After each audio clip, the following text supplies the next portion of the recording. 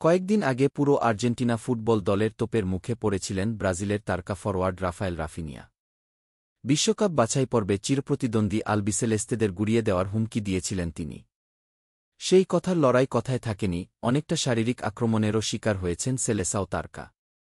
তার রেশ না কাটতেই রাফিনিয়া এবার মুখোমুখি হতে যাচ্ছেন সেমি আর্জেন্টিনার স্প্যানিশ ক্লাব অ্যাথলেটিকো মাদ্রিদকে। দ্বিতীয় আর্জেন্টিনা বললে ভুল হবে না। স্বদেশী ক্লাবের বাইরে এই মুহূর্তে মাদ্রিদের দলটিতেই সম্ভবত সবচেয়ে বেশি আর্জেন্টাইন খেলছেন। ব্রাজিলের বিপক্ষে সর্বশেষ ম্যাচে খেলা দলের ৫ জন অ্যাথলেটিকোর প্রায় নিয়মিত মুখ। তারা হচ্ছেন নাহুয়েল মোলিনা, রদ্রিগো ডি পল, জিওলিয়ানো সিমিওনে, আনহেল কোরেয়া ও হুলিয়ান আলভারেজ।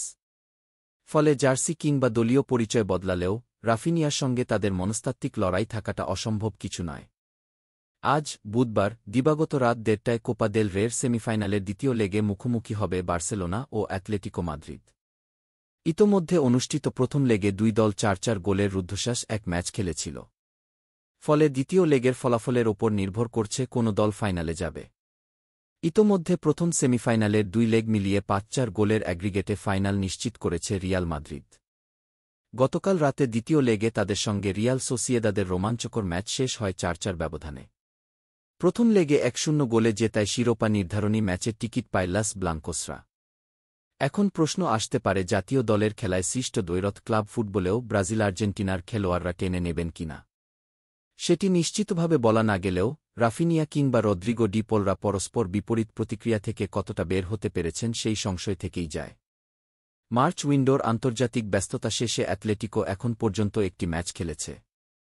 এসপানিওলের সঙ্গে ১-১ গোলে ড্র হওয়া লা লিগার ম্যাচটি খেলেছেন ডি পল, আলভারেজ, মোলিনা ও সিমিওনেরা।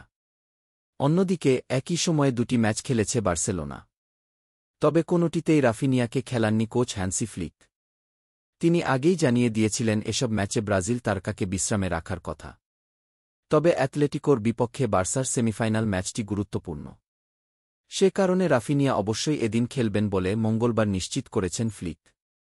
অনুশীলনেও তাকে পুরোদমে মনোযোগী দেখা গেছে। কোপা দেল রেতে অ্যাথলেটিকোর বিপক্ষে সর্বশেষ ম্যাচটি হয়েছিল বার্সেলোনার মাঠ অলিম্পিক লুইস কোম্পানি স্টেডিয়ামে। এবার তারা ফিরতি ম্যাচ খেলতে নামবে অ্যাথলেটিকোর মাঠ মেট্রোপলিটন স্টেডিয়ামে।